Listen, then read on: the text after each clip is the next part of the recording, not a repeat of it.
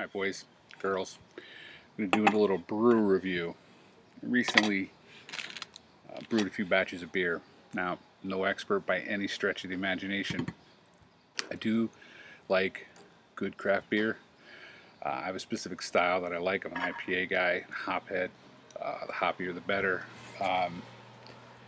So for Christmas my wife got me this kit from the Brooklyn Brewshop. It brews 1 gallon of beer and it's all grain, so that means you're converting. I'm not going to get too deep into the brew process. I never shot the video of that. Actually, I just started making videos again.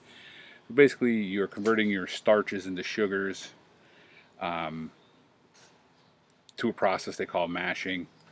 And basically, then you ferment it. In this case, I fermented it in a jug for 3 weeks. You add some yeast. The yeast eats the sugars. That's what creates carbon dioxide and the alcohol. And after 3 weeks, you need to bottle it. When you bottle it, you need to, if you're not going to keg it, you need to add what they call a priming sugar. And that was my biggest concern. I did the first batch I did was an IPA, and basically you're adding more sugar to your mixture, but now you are putting it in a bottle and sealing it. So as the yeast reactivates, and again, I'm not an expert, so please, if I misquoted me, don't get all your panties in a bunch. That yeast reactivates and eats that sugar that you added, but now the bottle is capped, so it traps the carbon dioxide in it, forces the CO2, I guess, into the beer, and that's what creates carbonation. Now the first batch I did, I left it in a fermenter for 3 weeks, and then I left it in a bottle for 3 weeks.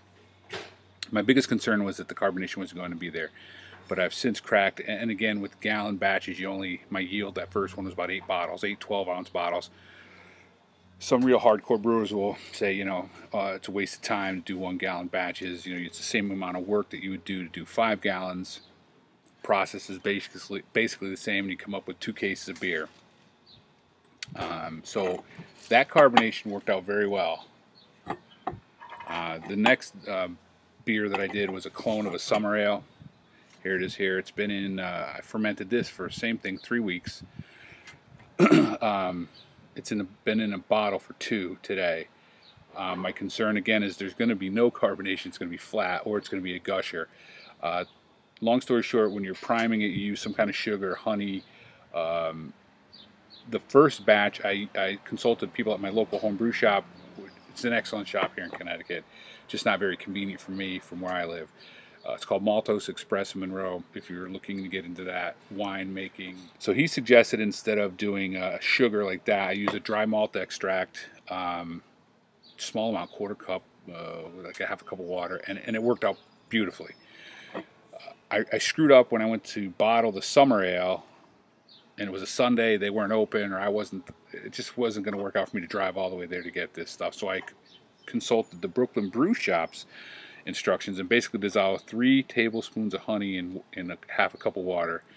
You boil that, add your finished beer to that, then from that container or vessel you put it into a bottle. So here it is. It's my little summer ale. It's basically a clone of Brooklyn summer ale for you beer guys. So we're going to see. We get carbonation here. Sounds good. Smells good.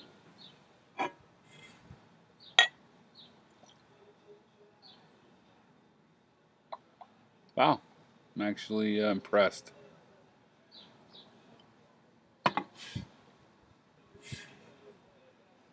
Excuse me, first time using the camera on the computer. It smells a bit vinegary. Let's give this a shot. Let's give this a try. I mean, the carbonation is there, man. Those bubbles are streaming up. There's a little bit of haze on there. It cleaned up really nice. It smells, like I said, a bit vinegary. I wish I should have bought one to have it for commercially produced one, but those bubbles are streaming up from that glass. I don't know if you could see that. Cheers.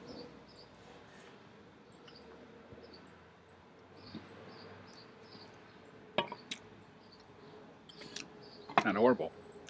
Drinkable.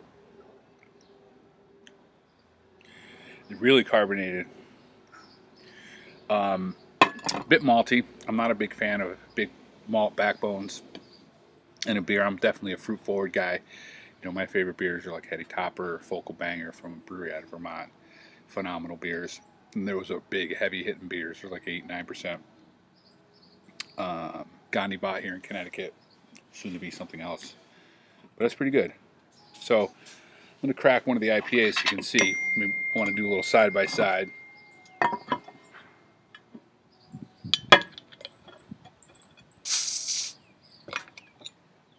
That sounded very carbonated as well.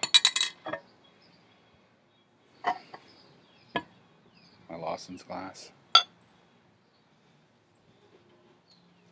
Man, it looks pretty much the same color-wise. Oh. That's strange, man, because I've gone on several, this is my third beer out of that batch, and every time I do it, it's more carbonated. You can see the head on that. Could be my crappy pour as well. Holy crap.